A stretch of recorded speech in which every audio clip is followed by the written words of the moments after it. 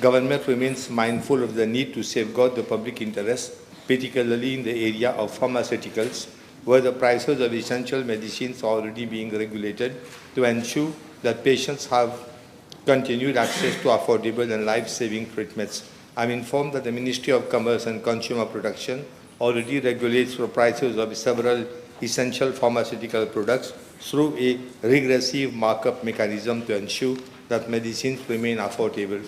At present, this mechanism applies to 8 critical classes of medicines, namely anti-cancer, anti-diabetic, anti-hypertensive, cardiovascular medicines, inhalers, biological vaccines, and antacids. On the issue of possible collusion in the fixing of fees and charges, I wish to underline that it is the Competition Commission of Mauritius which is mandated by law to investigate and sanction anti-competitive practices in all sectors, including health. The Commission may, where warranted, impose financial penalties and take corrective measures to ensure a fair and competitive market pricing. Mr. Deputy Speaker, sir, I have been informed by Ministry of Commerce and Consumer Protection that Competition Commission has been approached to conduct an investigation in the health-related sector in line with its legal framework.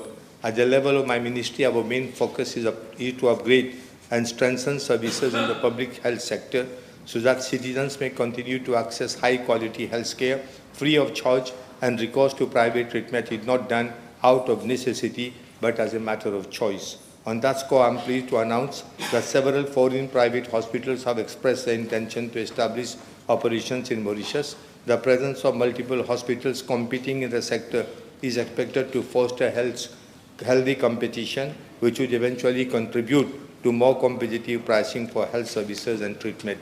For the information of the House, I wish to emphasize that this government has made it a priority to invest significantly in critical areas such as cancer care, renal and cardiac services, as well as in the continuous development of medical personnel.